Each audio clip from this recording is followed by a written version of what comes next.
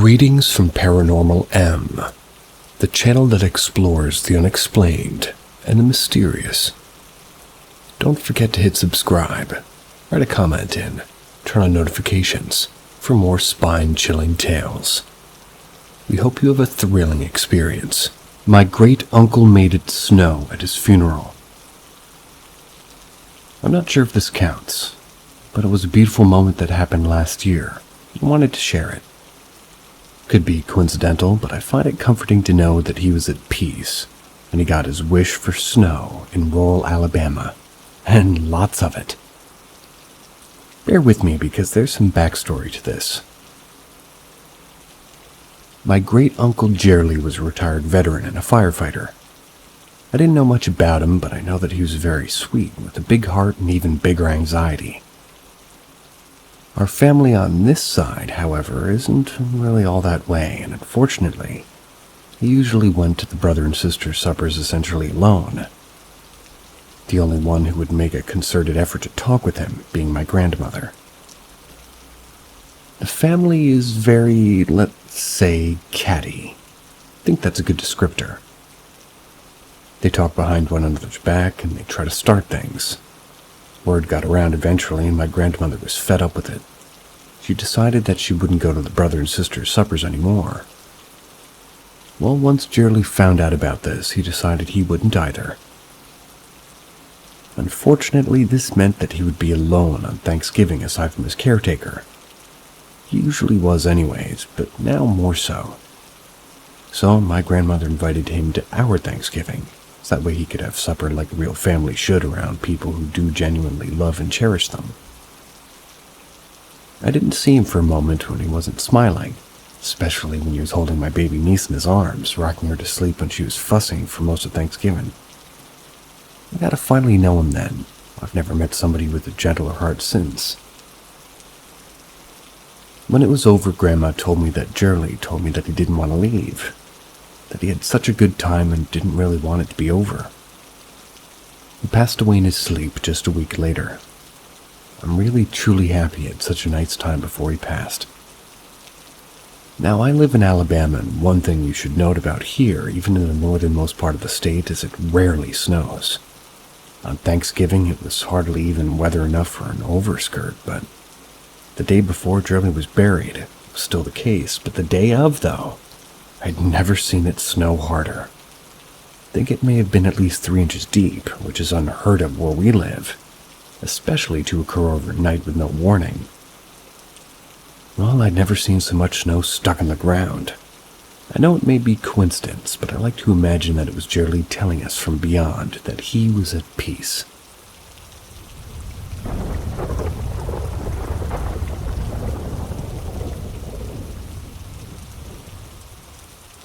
A building that really hates people. Until about 4 months ago, I worked at a place where I was there from about 4 p.m. to 1 a.m. The usual was to work in teams of 2, but I preferred working alone. Yeah, bad idea, obviously. So this building was disconnected from every other building. They were all connected, but the rooms were all connected by a hallway in the middle. And every room also had an extra door that either led to a neighboring room or to outside. Nobody liked going in there at all, even in teams. We would go in and feel enough heaviness and angry vibes to kill a honey badger. So of course I was usually thrown in as sort of a minority vote. So one day I go in and start doing my thing, talking as I go along and describing what I'm doing. While I'm doing it. And how long it'll take as it makes the building feel calmer and less angry. As if it's listening to what I'm saying and deciding to hear me out. Anyways, I feel the normal weight on my shoulders, the heat of anger on my back, and the feeling of being watched. All of a sudden I get the biggest feeling of dread, like something wants me out and my body wants out because something real bad's gonna happen if I don't. Unfortunately, I'm an idiot, so I ignore it and just continue with what I'm doing. After about 5 minutes of feeling like I'm about to get my kidneys yoinked, I hear footsteps at the end of the hall in absolute chaos, things breaking, doors getting messed with, clattering, and just your average "you're about to get bit by a ghost" noise. So I ran out of there and fetched one of the teams to help me finish the job. Maybe I could use them as a meat shield. I don't know what kind of ghosty boys possessing that place, but they wanted a breeze flowing like every door and window was open. Even the previously locked cupboard had a major disdain for any throwable things like paper and keyboards, chairs, computer parts, and they were already scattered everywhere. But now it was kind of just ridiculous. I know that this isn't as spooky as most stories here, but I truly will never forget the day that I had to apologize to 20 people because I pissed off a ghost, and the majority of their work got destroyed or lost.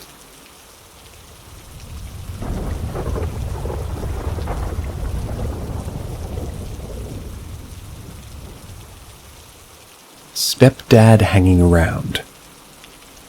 Recently, my ex-stepdad passed away. Still very much a part of our lives and family regardless of title. The day after we found him, wellness check after being unable to get a hold of him for holiday plans, we had plans to meet him with the funeral home to make arrangements for him. While getting ready, I was in my bedroom. I caught the lingering smell of him. Not just his cologne, if that makes any sense.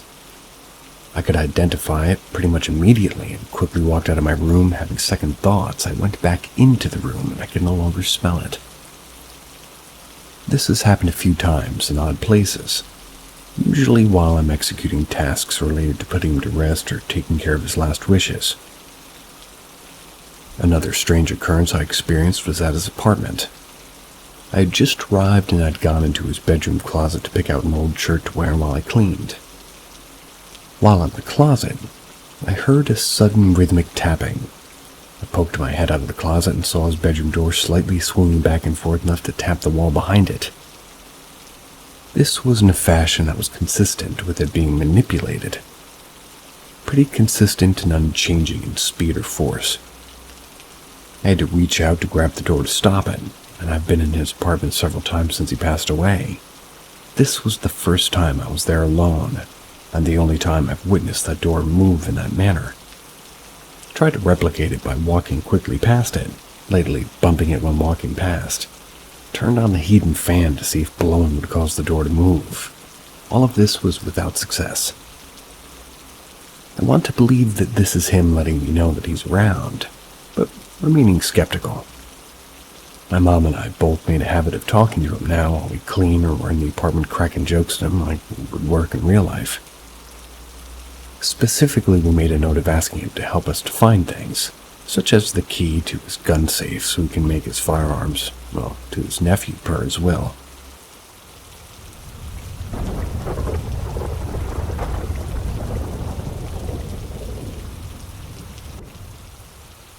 Should I seek a professional about my intuition?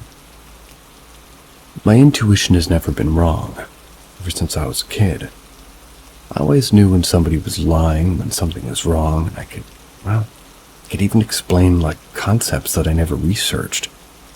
That was because I thought it was just a common sense thing. Turns out a lot of it wasn't common sense. But there are 3 recent instances that made me think about talking to somebody, and I just want to know if y'all think it's worth it.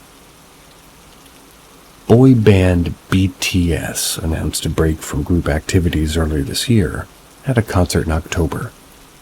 I immediately felt something was wrong and documented it on Snapchat with the caption, 12:58 a.m., October 8th, 2022. Just got a bad feeling about BTS, trying to see if I'm a witch. I was kind of joking about the witch thing, but I was genuinely curious if I was overthinking stuff. A week later, they announced that they were all going to the military and would return in 2025. If you don't know, South Korean men must enlist in the military before they turn 30, and their oldest member turned 30 next month.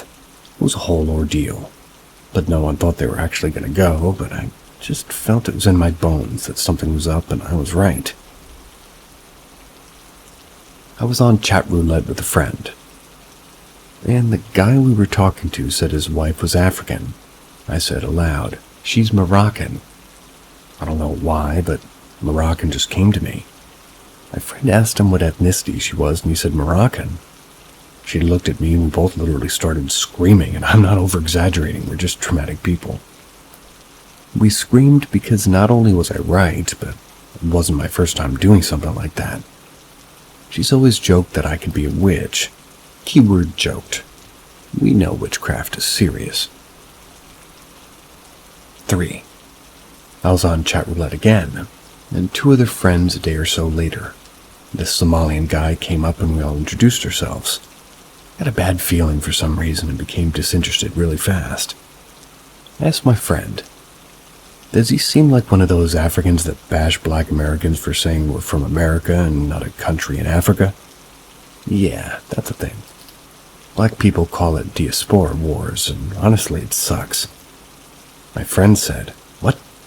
No, he seems nice. They continue talking to him, but I get on my phone and wait out the conversation.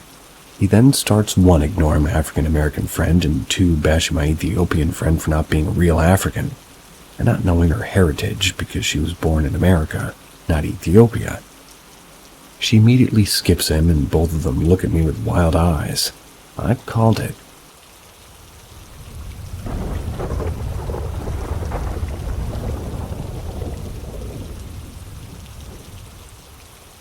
The City of Wires.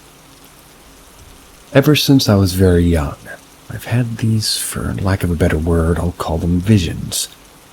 They always start the same. I begin to feel the sense of epiphany, as if I'm incredibly close to finding some fundamental truth about the universe. But this excitement is soon overshadowed by an awful nameless fear. That's until suddenly something changes. I see this image in my mind's eye, one that's haunted me all my life. An endless plain of dust as far as the eye can see under a sickly sky. Breaking the horizon, there's a cluster of imposing black monoliths. They're connected by a forest of black wires.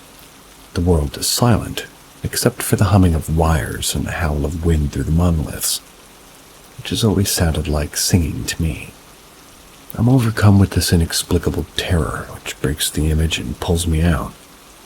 After they end, I never remember what caused me to have the revelation in the first place, but I'm left with this strange sense of sudden understanding. For as long as I've been content to dismiss this as an overactive childhood imagination, as I've grown, these experiences have continued, each leaving me with some strange piece of knowledge. Then I began seeing small but noticeable pieces of that world I saw reflected in the works of others, seeming too specific to be coincidental. Cities of black monoliths, nests of humming wires, even a story which described a dead clockwork world. A lot more of these exist, but they're too difficult to explain from the limited summary here. What really prompted me to try and learn more was when I was talking to a friend. Discovered that he had dreamt of the exact same place. I'd never once talked about this with him before, and even mentioned similar ideas. It was just the exact same world, down to even the sound and emotions associated.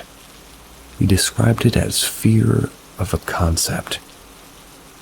This mystery's haunted me my entire life, and I'm looking for answers. Is there anybody out there with a similar experience? Most reading will see this all as nonsense, but if you've seen The City of Wires, you'll understand.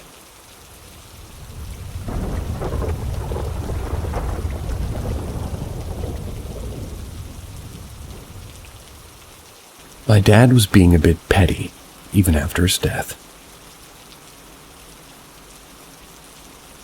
The 3 occurrences occurred within hours of each other in the fall of 2017. This was shortly after my father passed away from a long battle with cancer. I was 23 at the time. He fought this disease for about 16 years, but eventually lost. He was a smart and funny person, but also quite the micromanager and at times petty. He'd be the type of father who's clever enough to know if you've been smoking pot or getting into benders with your friends, even if you thought you could hide it from him. My father wasn't the nicest person to be around at the end of his life. My mother did her best to provide for him, but he felt as if it wasn't enough. passed away in her house one gray October morning. After the body was removed, we tried to tidy its belongings the best we could and console each other. The next afternoon was when the occurrences began. I'll list these out in chronological order. 1. My father loved his Amazon Alexa. My mother, brother, and I didn't really care for it. My mother was crying on the couch, lamenting that she failed to keep my dad alive and she could have done more for him. From my point of view, she went above and beyond to help my father, even when his behavior towards her borderline verbal abuse. I had my arms around her and I told her, "Mom, you did more than enough." Then Alexa lit up and responded, "I don't think so, I don't think so." Usually Alexa would only respond if called.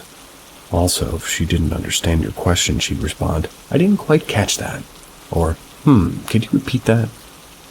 My mother and I looked at each other and she gently laughed. "See, even your dad thinks so." 2. I smoked weed at the time. My father didn't like this and especially hated it when I smoked in the house. I was smoking weed in the bathroom while my brother was brushing his teeth next to me. My mother was across the house in her room. I was being careful and I was blowing the smoke out the window. My brother didn't smoke at the time, so he just tended to his teeth brushing. All of a sudden, a series of loud knocks rang in the bathroom door. My mother shouted, "What's going on in there?" "Are you smoking weed?" She opened the door and I was busted. I asked her how she knew. She pointed at an old alarm clock that we kept plugged in the corner and said that machine was blaring like crazy. Weird. I didn't hear a single thing, and the clock was about 10 feet away from the bathroom door. And moreover, we recently had a mild electrical blackout. Didn't even bother to reset the time, so the clock was just idly blinking 0000. I wouldn't expect a clock in the state to trigger an alarm. 3. The Wi-Fi failed the same night. I heard my mom call to me and my brother from across the house. "Boys, is your Wi-Fi also down?" We checked and sure enough, the Wi-Fi logo on our phone was gone and we were using LTE. "No problem, we'll just go get settings and reconnect." Invalid password. This is weird. I've had the same password for years and never had this happen. The password was, our last family name. So, for example, Forster family, of course, was Forster. That was my father's surname. Seems like my dad took his surname away from us. No way to fix this issue, so we eventually changed the password to our dogs' names.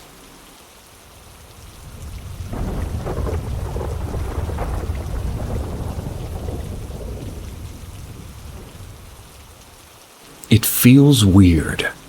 It is weird. So this will sound surprisingly weird. I'll also probably leave out a lot of information, as what I'm going to tell you isn't the first weird shit that happened to me. I don't really know where to start, so feel free to ask. So I'm still not really sure how much I do believe that ghosts are real, even though some things happened before. However, recently I started to have this weird dream, or even dreams. It's hard to explain this feeling, but it's not a normal dream. It doesn't feel like a lucid dream, that's pretty ordinary to me, or sleep paralysis, and I am healthy. There's nothing physical or mentally wrong with me. This summer I was staying with my friends at a holiday apartment. Immediately, some rooms felt just wrong. Something made me stare into a few corners and places, but I didn't really care. Before we went to sleep, the light started flickering. The switch was making sounds. But we were all like, okay. The night I also woke up and saw a smoky black figure standing next to me, trying to touch me. Well, when it almost reached me, now it gets pretty crazy. My body starts to pulse with energy. Started to get really hot and everything was tingling. Then it was released in waves. The figure went away. The morning and also the following days, I felt full of energy. Slept like a baby. Can't say that about my friends, though. Now, I'll get fast with the next instant. The same but different figure happened at my home. But now the waves were much stronger and more controlled. I felt the same. At both times, my watch showed weird activity in terms of heart rate and sleep. I'm not sure how to feel about this. It feels way too crazy for me, but on the other hand, it felt too real. Any ideas?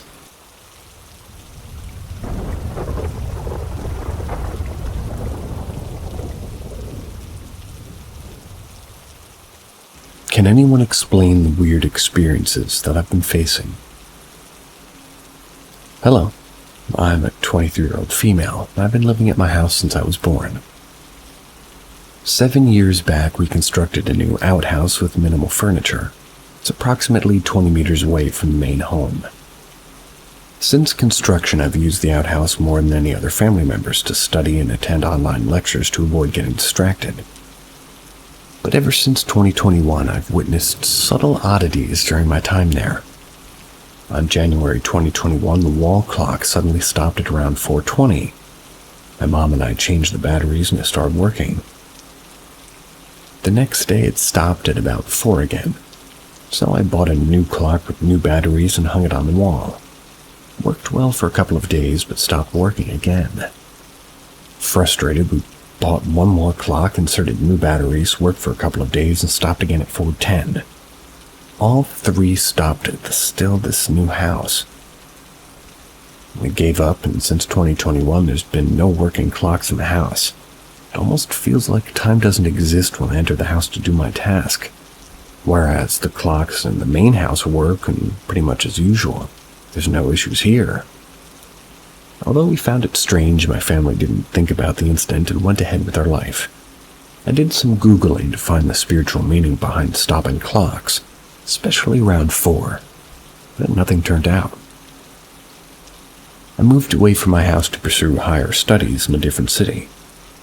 I didn't experience anything weird there. I returned on August 2022. I started using the outhouse again for studying and preparing for my exams. As I finished tasks for the day, I went ahead and turned off the lights, and suddenly I felt a slight tap on my upper arm. I completely lost my balance, hit myself against the wall, and again I thought to myself it must have been me being clumsy or drowsy. Went back to the main house to sleep. But the incident that happened 2 days ago drove me to post this on the subreddit. I finished studying at around 10 p.m. at night, turned off the lights, and just before I stepped outside the door to lock it, I felt someone or something whisper in my ear. Although I felt somebody or something whisper in there, didn't see anything visually and it sounded like gibberish. The thing whooshed past me. Felt a sudden waft across my face. I rushed outside, locked the door, and went back to my main house to sleep. I didn't discuss the incident with my family members because I would have definitely got laughed at, said that it was all in my head. I don't understand what I've been experiencing. Is this a haunting that I should be aware of, or a spiritual experience and I'm just overthinking?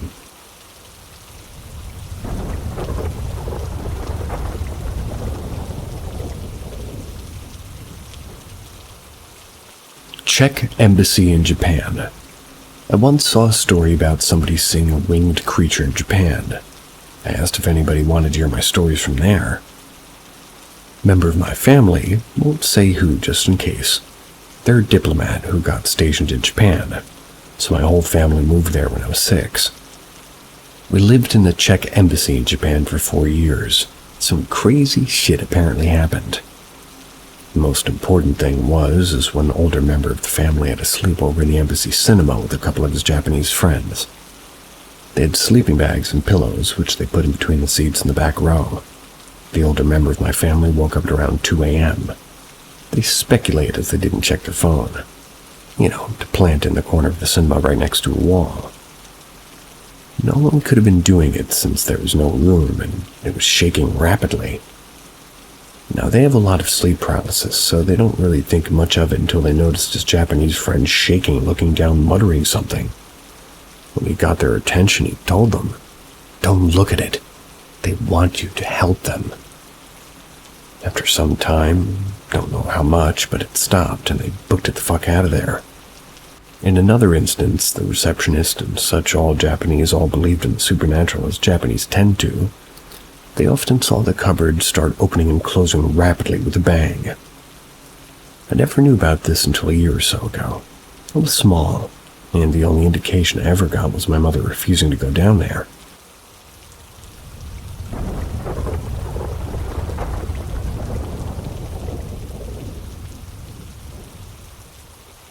Someone is looking out for me. I have this thing that happens to me rarely, but it's been going on throughout my whole life. Sometimes I get this feeling inside of me that tells me that everything will work out in a certain way. Super hard to explain what the feeling is exactly, but it feels almost supernatural. When I get this feeling, everything actually works out even though it's an extremely small % chance that it actually will happen. I only get this feeling when it's important stuff, not like winning on lottery or something, but stuff that actually matters. And now I recently got dumped by the girl of my dreams. I got this super weird, almost supernatural feeling again telling me that it was just us, but not right now. I'm not gonna wait for her just to make it that clear, though. My family's been shaking their heads, just smiling when all this kind of stuff happens to men, telling me that I'm just extremely lucky. But I don't know, is this luck? Because it's almost like I know beforehand. We're not religious at all, but I heard somebody told me that I have a guardian angel.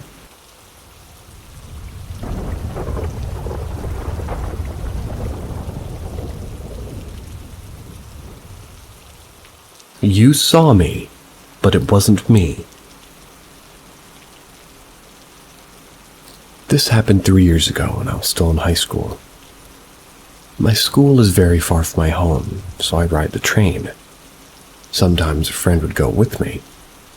We would usually encounter a classmate along with their boyfriend in front of us.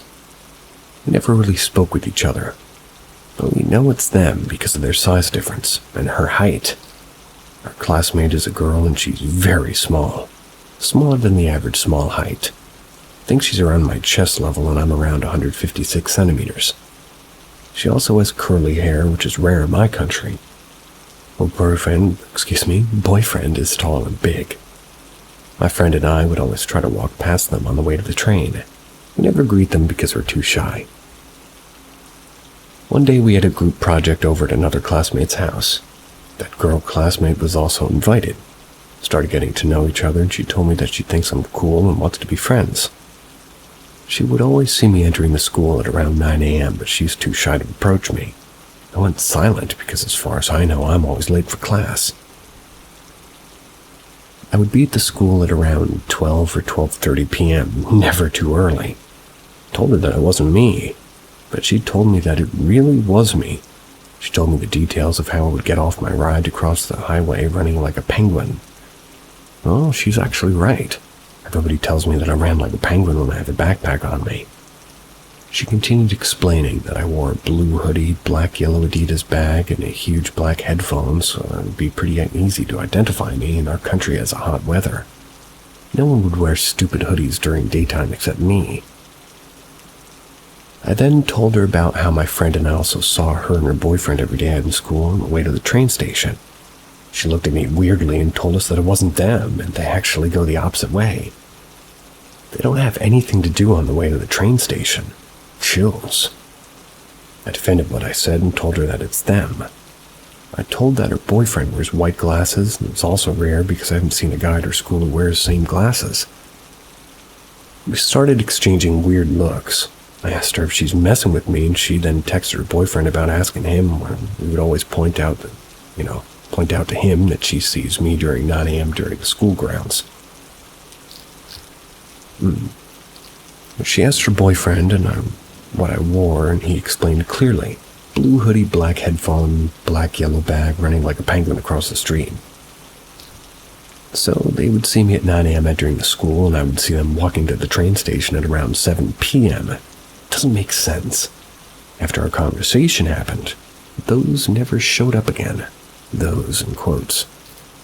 I still think about that incident every day after years. It was a bizarre situation. It continued to happen until we noticed it. It just stopped after we found out about it. I've been with different classmates on the way to the train, so I have other witnesses. We never know why it happens. Was it doppelgangers? What would have happened to us if we approached those things? Think we were lucky that we didn't approach them. Who knows what those things are?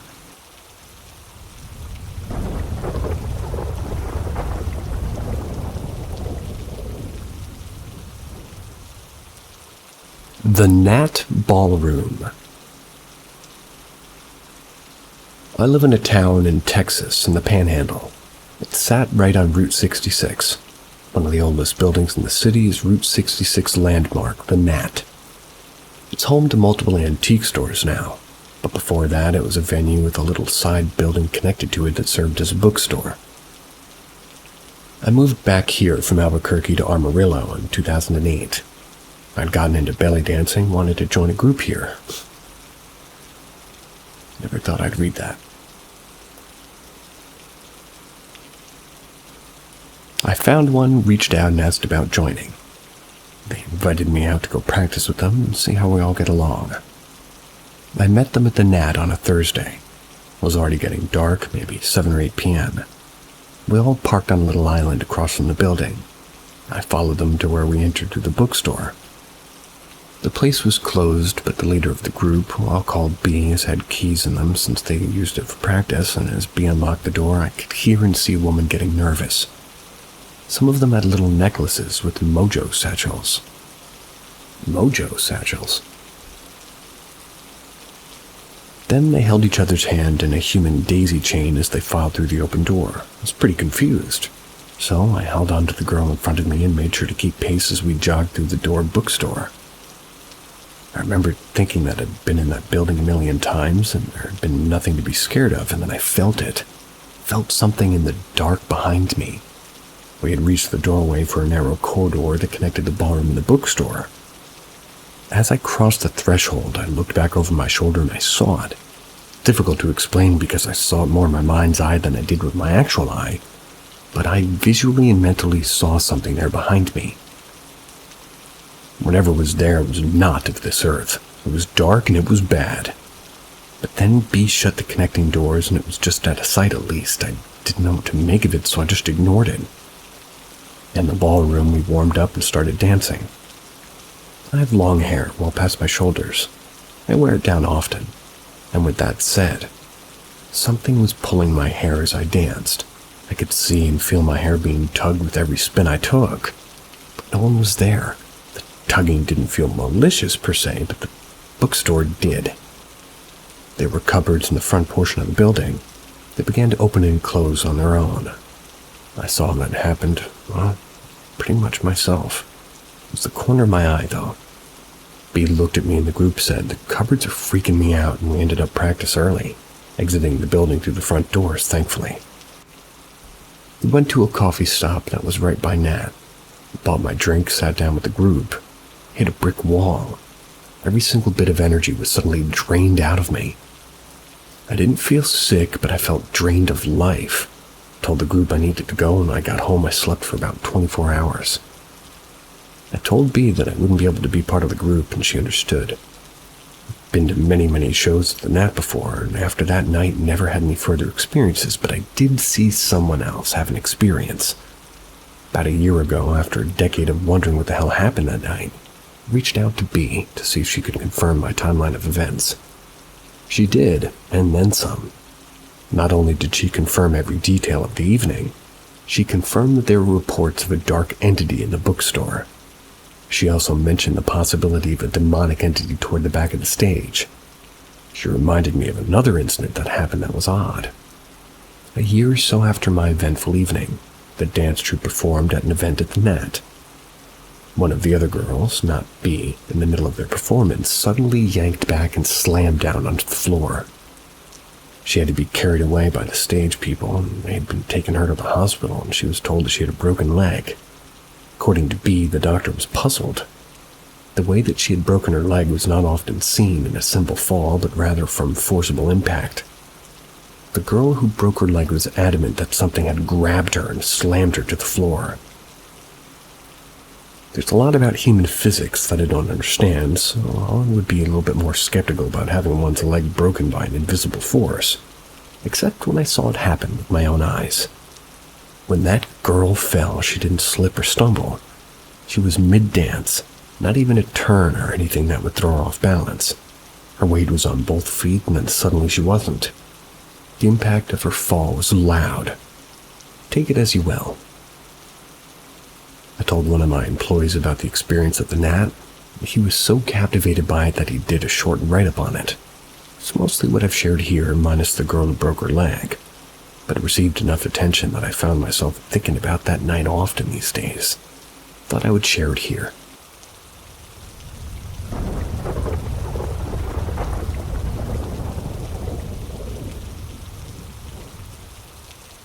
I wonder if it was always there, or if my mother created it.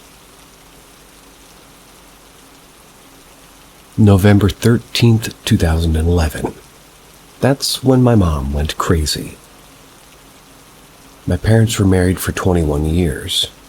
My mom's always had her demons, but for a long time she at least tried. Sometime in 2006 or 2007, after I went off to college, she went off her meds for depression for maybe the 45,992nd time. This time was different. I didn't realize what mania looked like at the time. I was only 18. But years later I realized that she had adult onset of bipolar disorder. It was unnerving. It was the last straw for my dad. He left too. The divorce was finalized in 2008. My mom was never the same. The combination of borderline personality disorder and bipolar disorder, both diagnosed, meant watching her go up and down on a haunting roller coaster of destruction. That pretty much meant watching the small part of her that was my mother fade away. My dad left her the house, the one that we'd lived in all my life. It's a beautiful home, cozy and on the corner. There's a big bay window and natural light. It always felt like home until the divorce. I hated being in the house after my dad left. Her behavior became much more erratic. The lows became so much lower, and the house began to change. It was dark and stale. I really couldn't wait to leave. I've always chalked it up to my perception as a young adult weathering a divorce and my mom's downward spiral. But now I don't know. It got worse and worse over time, and then I got the phone call on November 13th of 2011. I was living in another city. The call was from my father, telling me a neighbor noticed he hadn't seen my dog in the bay window for several days. Decided to use the spare key my mother had given him. The dog was found dead in the bathroom and my mother in bed, weak and frail. She had laid in the bed for so long her leg muscles had atrophied. The dog I've never been able to get answers on. My sister once let it slip that there was blood. The cleaners and my aunt hired to clean the house, they found my cat 3 days into the job, crushed to death between the ottoman and the chair in the back room. She spent the next few years in a catatonic state. First in the mental hospital, she was transferred to a nursing home. In the meantime, I was the one to clean up the house. She was a shopaholic hoarder, and mental illness had only amplified that. The first time I came back home, it felt dark and stale, but it was empty. Didn't have the panic pressure that I'd felt with my mother there. I sorted and cleaned, sorted and cleaned, sorted and cleaned. The more I did this, the lighter and brighter it became, till it felt almost like home again. Not really, but kind of. There's always a little bit of staleness there, that I attributed, and perhaps still do, to my subconscious awareness of what happened there. One thing I noticed about the house was that the lightness could become dark in the blink of an eye. Everything was pretty gradual, if that even makes sense. You never noticed things until you were consumed by the stale darkness. It was like a cloak coming over the place in one steady sweep. It was odd, but How can you explain it? I had a boyfriend, and our relationship wasn't exactly healthy to begin with. But I will say that he noticed the same things I did with the house. There were 3 specific incidents. In the first incident, one day it was me, him, and one of his friends sitting in the middle room, and we heard a distinct sound of the front door opening. They went to go check, and it was closed. No sign of it being opened, so, excuse me. The thing about the door is that it's pretty much as old as the rest of the house. The door has become difficult to open and close, and in order to open it, you have to put your shoulder into it. But in order to close it, you had to thrust your body weight against it several times before it would shut. We heard it open, but we never heard it shut. This was impossible. 3 people heard the exact same thing. The second incident. My ex and I were sitting in the middle room once again. We were in our office chairs and our desks just talking about something when we distinctly heard several creaks overhead. Then a sudden smash directly, and I mean directly over our heads in the attic. It was as if somebody took several steps until they were just overheard, and either a plate or a glass bong, like a very specific glass shattering sound, and they threw it with great force. The sound was so incredibly clear. My ex and I locked eyes with each other, and he whispered, "There's someone in the attic." I was gone. I bolted out to the garage and backed my car out and parked in the driveway. My ex came out to meet me and convinced me to stay where I was in the car, as he called his best friend. The same one who had heard the front door open and not open. Asked him to come with his guns, they can have a big search of the attic. His best friend arrived in less than 2 minutes with his weapon. They both went inside the house and searched the place from top to bottom as I sat in the driveway. The way this home was set up was it was on a corner lot. The side gate faced the street, and there was a bay window that wrapped around the house and stretched almost to the front door. We still had the blinds pulled up, and this meant that from my vantage point I could see inside half the house if anybody exited through the only 2 exits in the home, being the front door and the side gate. I could even see the back fence from where I was. I could see them.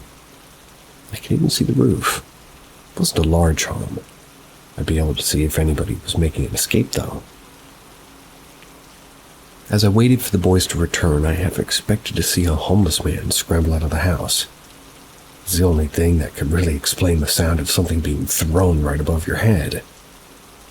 The boys completed the search of the home.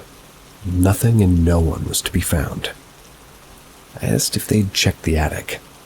Thoroughly, they said, and I believed them. The thing about the attic of that house is that it wasn't a true attic. The rafters were set up in such a way that a person couldn't really walk around freely up there, and if they did, they would fall through the ceiling. There was a light switch up there, and the boys had examined every square inch of the attic. There's no sign of life to be found. No glass, no nothing. It'd be easy to raise it off. Oh, you would think it would be easy to read that. It would be easy to write it off as strange. Maybe the house had just had these strange sounds, and it wasn't one thing my boyfriend was insistent on. It was that the footsteps he heard were leading up to a crash. He was adamant. He had heard the footsteps above him as they walked to the spot right above me. He had heard the wood slightly creak as if something had lifted its arms up to throw it with force. I was wearing hearing aids, so I miss out on a lot of sounds. But I had heard creaking before that smash, and I knew by then that my boyfriend was being sincere. I believe him even to this day as hearing those footsteps. The third incident. We were in the house for 2, maybe 3 years. I split my time between there and down south for college. My boyfriend stayed behind in the house. He mentioned that there were times he just knew he wasn't alone. But nothing really specific took place, and the house we began to get got darker. Our fights grew worse and more violent. Something happened in my mind. It all happened gradually until it was horrible. The point of no return. To this day, the depression I felt there is like nothing I've ever experienced before. It changed me. After one particularly savage fight, I went for a drive. Came back. I was alone, he wasn't there. I entered through the back door and was greeted by a wall of darkness. It was stale and cold and dark. Even though all the lights were on, you could barely breathe. I snapped and I yelled out in the darkness of the kitchen. "Get the fuck out! I'm sick of you. I see you. Go!" It retreated. I swear to you on my son, I visibly saw the darkness shift backwards. I screamed at it some more. I retreated some more. There was a lot of light again. The house was light and beautiful again. My memory stops there, in the kitchen, screaming at the darkness. Then I wake up in my bed, fully clothed on top of my sheets. The house is dark again, and the staleness is there again. But when I walk into the kitchen, it's light and bright. Oddly enough, that was the first time I considered the possibility that there might be something more to the house. But there might be something otherworldly there, but what? Not too long after the incident in the kitchen, I left the house and I put it up for sale. I've been through many tough and trying times since then, but I never ever experienced the darkness, the sluggishness, the staleness, the pressure, the panic, the hopelessness, the bleakness, and the agony of that home since then. My gut tells me that there's something there. My rationalism is willing to concede that it could all be subconsciously rooted in the pain associated with the home's history. But I feel that there truly is or was something dark and dangerous within the home. I only wonder if maybe it was there when my mother moved in with my father, or if she created it with her downward spiral. I had a recurring dream while in that house. I would walk into the middle room and see something that resembled a cross between the creature from Alien and Predator. It would lock eyes with me and I would hear in my mind, "Widow Sullivan," and the dream would end. There's no one in my family with the name Sullivan, and I'm unsure if it's even connected. Probably not. But I never had that dream again after leaving the home.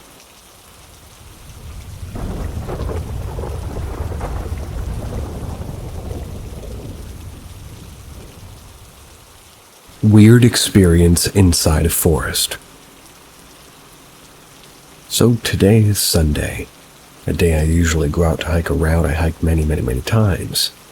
I don't anymore, but I had to think of it today. This experience is roughly 2.5 years old now. I haven't gone back to my old routine since then. I live in a pretty small rural village in Germany. Less than 200 people live here. Not much around here besides fields, forests, cows, sheep, a donkey, and 2 horses. Directly outside of the house I live in is a road to the right which leads into a field, then into a pretty thick forest. The route I usually take is around 18 kilometers long, or 11 miles for US readers.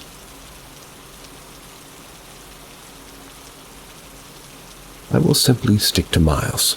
Keep it simple. It doesn't sound like much, but the route is very rough. It's uphill almost the entire time, and the forest has no roads, so you actually walk through rough terrain with thick tree roots and bushes. Anyway, I've walked this exact route 1 or 2 times per week, and usually when it's already dark outside. I wear a headlamp. That's for when it's too cloudy out and the moon isn't nicely visible, so I don't trip or get hurt. Why at evening or night? Well, because I'm usually on the phone with a good friend talking. We live very far apart. It's day for her and it's night for me. I don't mind because, well, that way I don't feel alone hiking. Information dump. Because I deem it important. For those people who are not familiar with German forests, the most dangerous thing you may encounter is a wild boar. So it's usually pretty safe to just wander around. Almost no wolves where I am, and even if they would be way too shy to show themselves.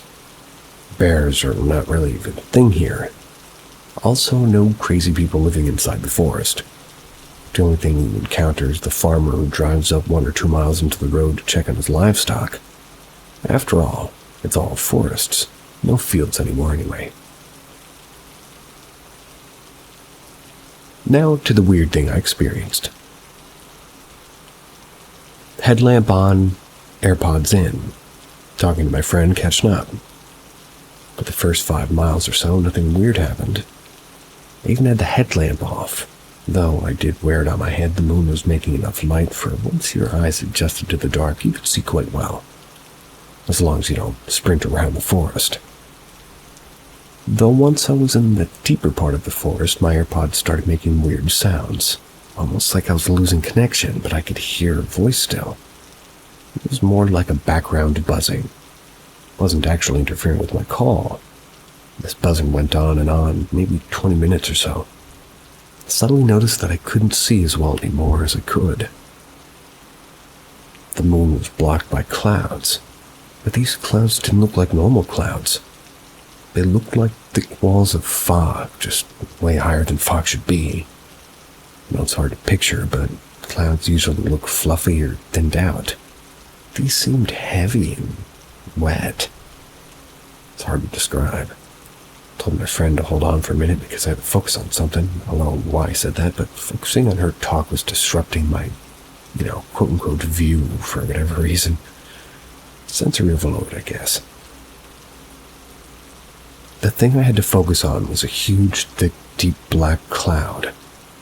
Kind of pushed itself through the fog like clouds, or positioned itself right over me, so almost as if it was trying to throw a shadow around an area I was in. The cloud also started to swirl. It was like in the middle slightly, and it was starting with my connection, and it was just falling flat. Got the beeping sounds you get when you lose connection and going, cell phone's done. No more bars, no more data, nothing. But my AirPods were still buzzing like crazy in my ears. That's when I felt uneasy. Neck hair stood up, cold sweats on my back. I started turning around to leave.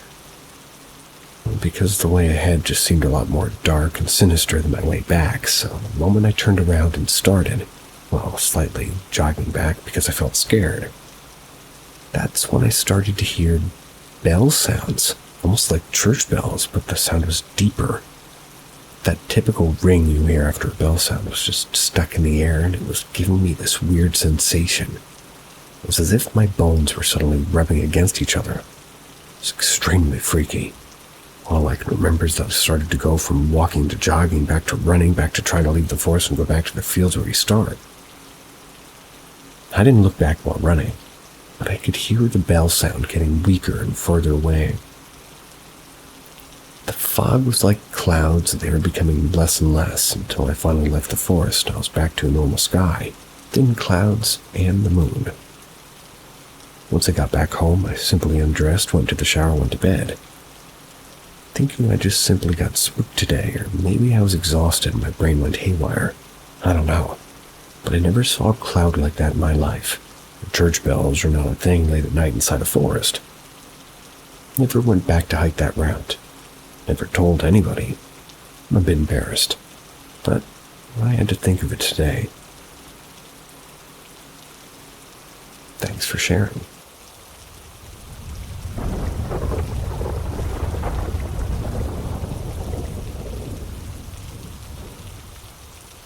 My paranormal experiences as a child. Never really brought this up to many people. I've only ever told some of my friends, my cousin, maybe when I was 5. Experienced constant nightmares and strange activities after the death of my baby sister and grandpa. My parents had my baby sister, who suddenly passed away 3 days after birth due to birth malfunctions. I only have 3 memories of that time. Me playing in the child area with my grandma, me receiving some dinosaur books to keep me company, seeing her for the last time before she was taken off the sport. I have no other memories of her. Shortly after she died, my grandpa died as well. I actually spent quite some time with him, but oddly enough, I don't have that many memories of him. Shortly after both of their deaths, I started to have constant nightmares and what seemed to be sleep paralysis episodes. I would wake up frozen in bed. Voices would go off in my head and my bed would start rapidly spinning. The most vivid memory of this would be the strong pain I would feel in my back that seemed like somebody was stabbing me.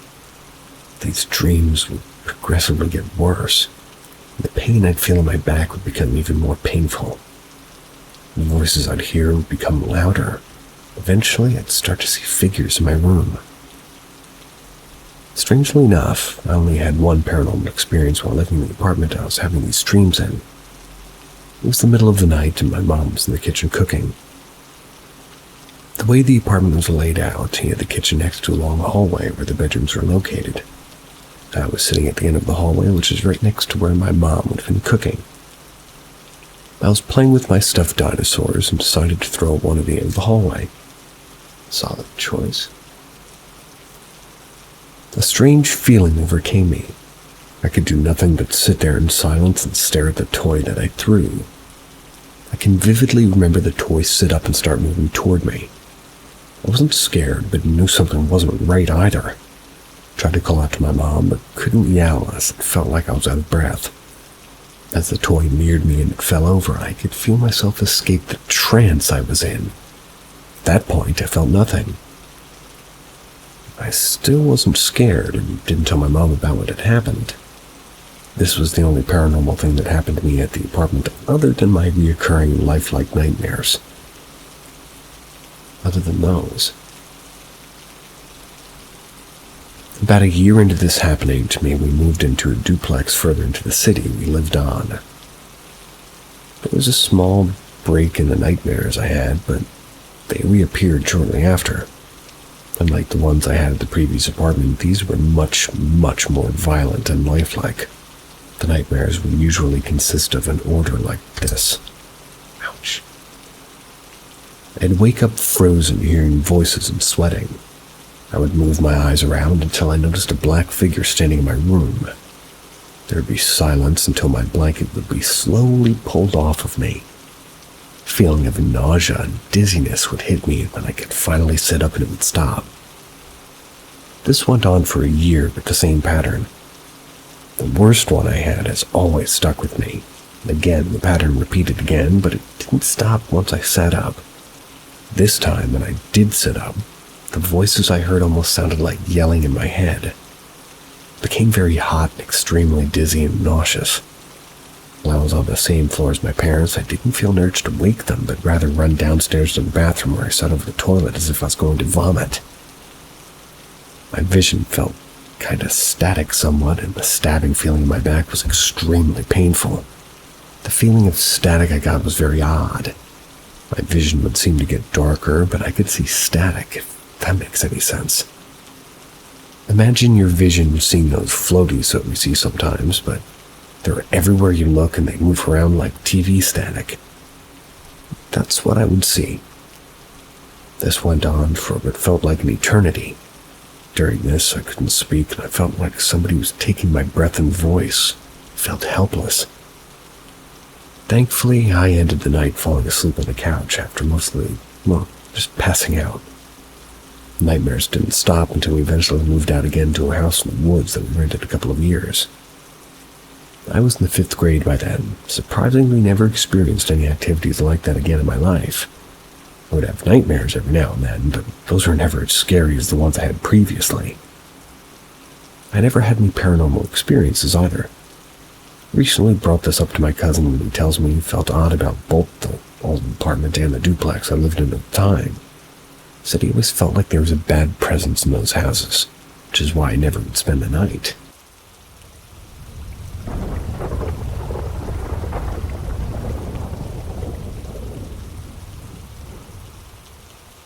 I saw this thing standing in my door. Help. Around Monday or Tuesday of this week, I was sitting at my desk. I was picking up my PlayStation controller as I'd previously set it down. I looked over slightly and saw something that appeared to be a gray, fog-like creature's head that was peeking out from under my desk that had pitch black where its eyes should be. It had a long, stretched mouth, black as well. Of course, I reacted like a sane person and yelled and jumped back. My brother asked me what was wrong. I tried to tell him that I saw a face, but he didn't believe me. After that, nothing really happened. Besides, whenever I close my eyes, I see a person burning. Sorry. I can vividly see them grabbing at their face. It isn't lifelike, though it looks like a drawing. It's been happening every time I close my eyes to sleep. That is not a good sign. I'm sorry for laughing.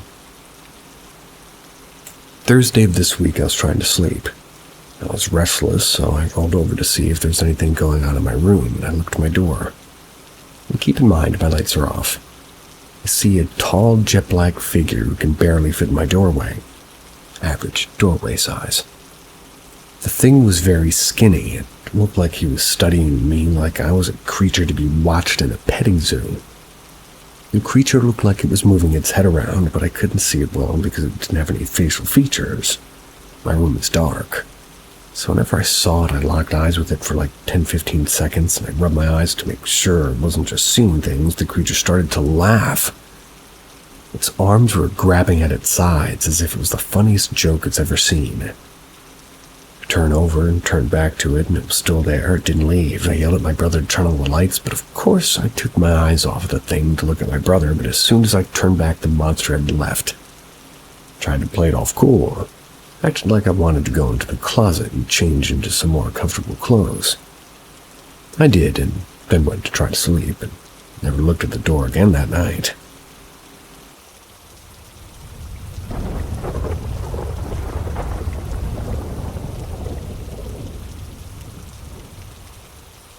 After years of sitting on this experience, I just want to know a simple why. There recently has been a thread about what made you believe in ghosts. I'll start with the same context. Well, probably many have had said this before, but I was an extremely skeptical individual. I believe that the majority of events that occur can be explained by logical explanations. That was until both myself and my wife had our experiences with several unexplainable events. I want to context these events have changed both my wife and myself's views on many things, including the paranormal. Events took place around 6 years ago. Wife and I were staying at my father's house. That was after he passed away. Everybody in the family spoke about the house being haunted as long as I could remember. Personally, never had anything weird happen prior to this, and overall just chalked it up to that side of the family being overzealous storytellers. We were at the house for around a week to help clean it out, as it was about 6 hours away from where we lived. There were several weird events leading up to the final event that changed myself and wife forever. To give better context, the house itself was a postage stamp style Victorian house with 2 floors and a semi-finished apartment style attic. First event. I was going up into the attic to work and cleaning up some stuff my father had up there. He was an avid collector of NASCAR die-cast and other collectibles, and things were everywhere. On my way up the steps, I was on the phone with my wife, who went to check on food. But I saw the handle on the attic door twist and the door slightly open. This area we were in was not necessarily dangerous, but was far from nice. I instantly thought somebody had broken in and maybe made me run and investigate. I searched everywhere. Couldn't find anybody, but in retrospect, it was idiotic to go up there alone, as if somebody was up there, I was probably not prepared to handle it. Grief makes emotions just dull, including fear. Second event. Wife, myself, and a childhood friend were in the same attic cleaning out items. In the attic, there was thick old shag carpet that had been there from the 70s.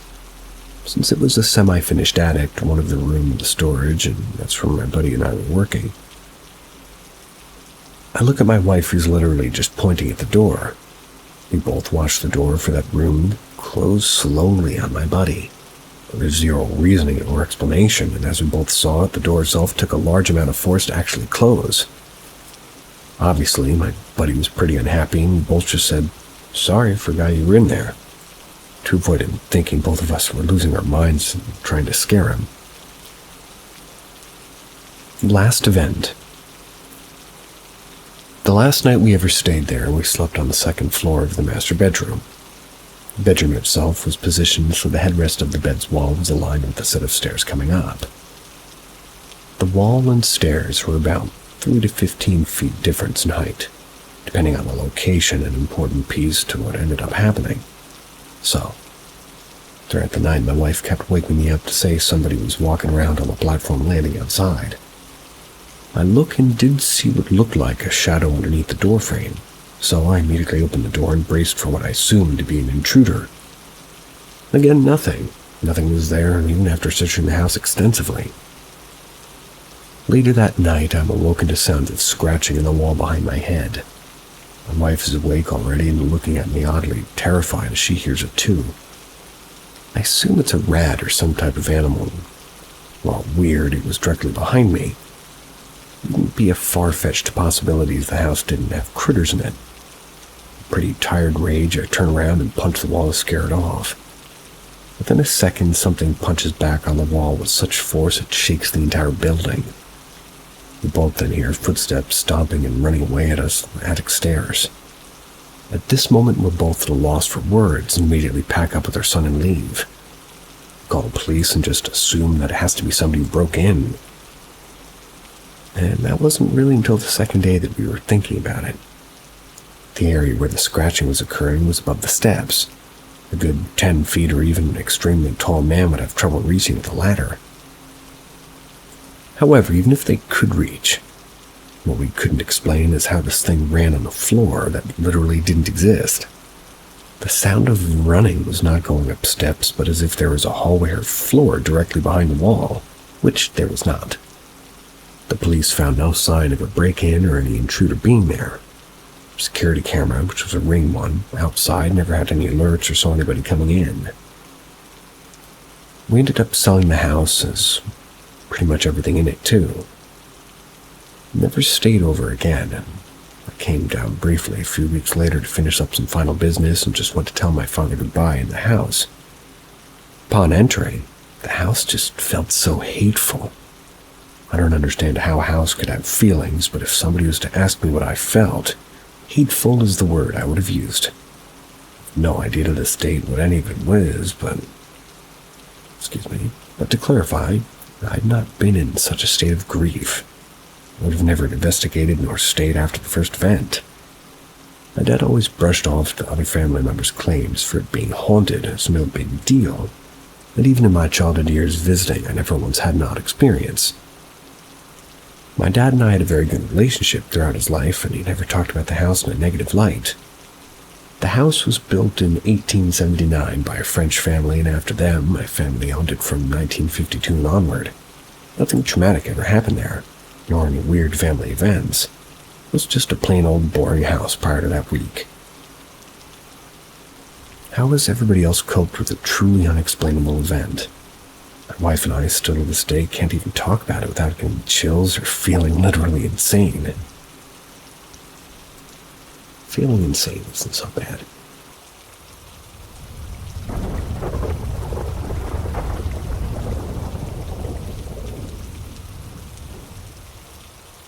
Exploding glass bowl.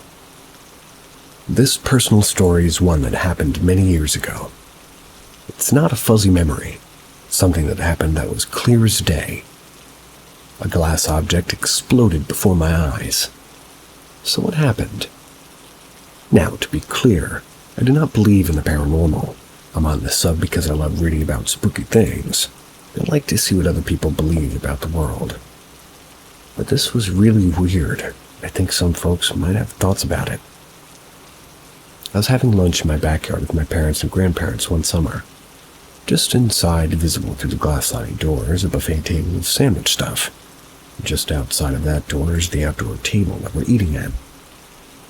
Well, I'm sitting at the table in a position that's facing the glass door to the inside, and as I start to zone out from the conversations around me, my gaze settles on a small glass bowl of guacamole. A moment passes, and then glass shards and guac fly all over the table. The bowl is no more. I was sitting on the table one moment, and the next it exploded, just as I stare off and zone out on it. The bowl had not been heat-washed prior. I asked several times if it had been, nor was it in any way structurally compromised. It was sitting on our cabinet and then filled about halfway with homemade guac. My dad and I are both scientifically-minded atheists. He has a master's in thermodynamics, so he understands heat and what it does to materials. Oh yeah, and he assured me that the glass bowl had not gotten hot any time recently. Neither of us could think of an explanation. Pretty creepy. Nowadays, I have a hypothesis. The glass bowl had been pressed into an ornate design when it was in the factory, I believe. When that happens to glass and it's forced to cool in a shape rather quickly than being blown, it contains extreme internal stress. It's unlikely, but that seems to have been the moment it finally gave out after about 2 decades of use. What do you think? I can relate to that glass.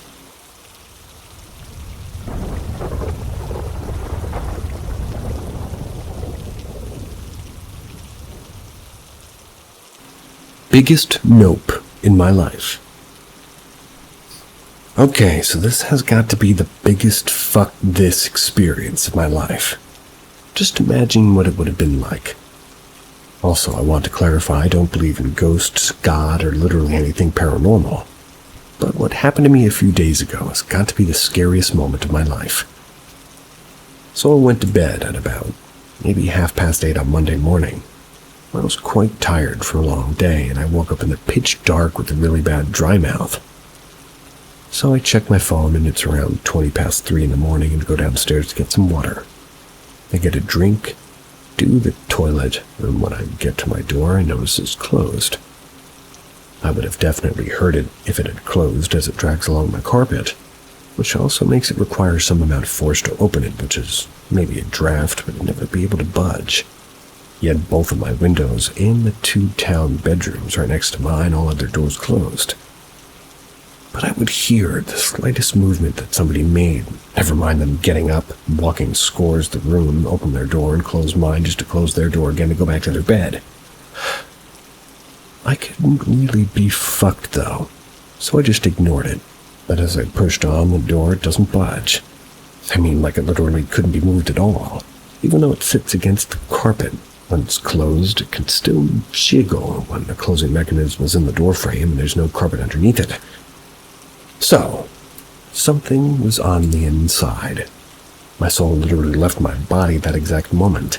Never had I ever felt so destroyed that I had to go through something like this. I couldn't sleep downstairs because my phone's in my room and my alarm starts going off, so I started questioning to wake up my parents, so I poked my head and they're both asleep, so I try the door again, and this time it opens fine.